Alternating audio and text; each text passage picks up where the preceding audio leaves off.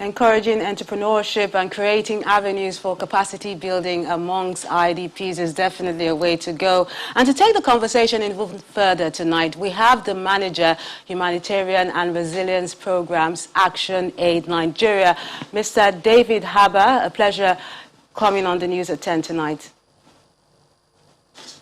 Thank you, Melinda. Now, despite the harsh situation in the Borno IDP camp, the women there are discovering new ways to earn a living. And that's a good sign of resilience, isn't it?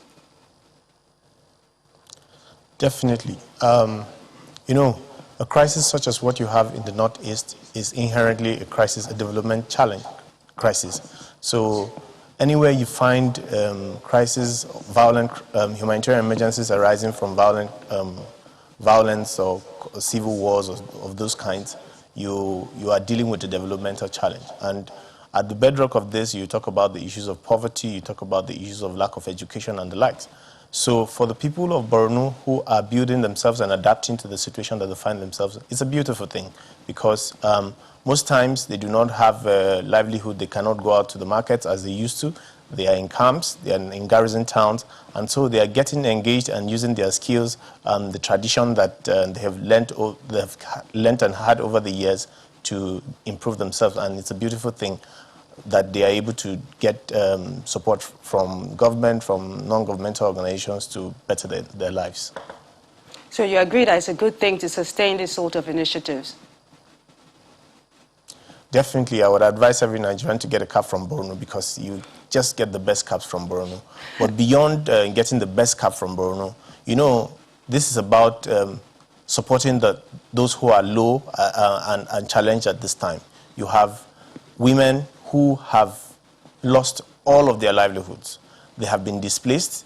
They're now living in garrison towns or in IDP camps.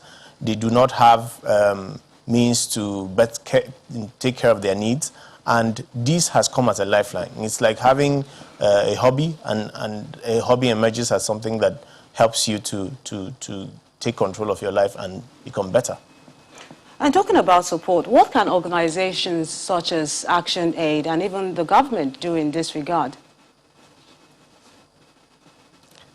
You see, the crisis has lasted for over 10 years, and in these 10 years, a lot has happened. We have come from different phases of the crisis when people needed emergency food.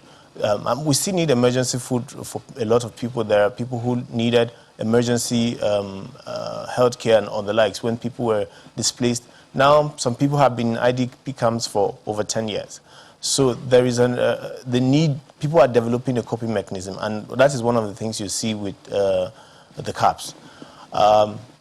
Organizations have also developed ways to support the resilience building of people who have been affected. And I'll give you an example.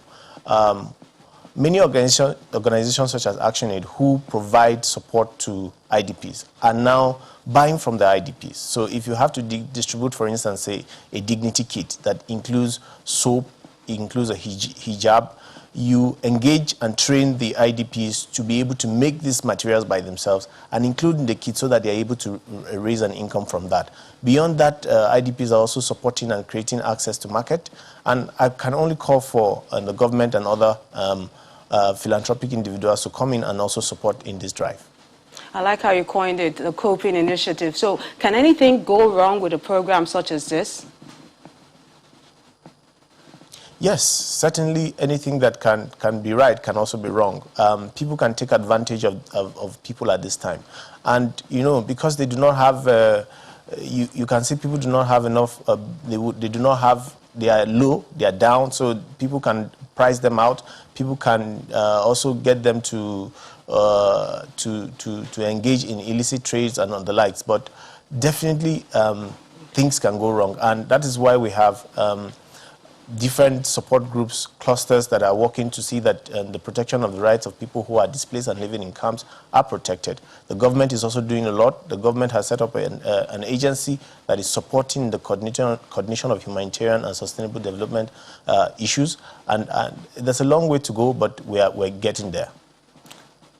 Mr. David Haber, a pleasure sharing your thoughts with us on the News at 10.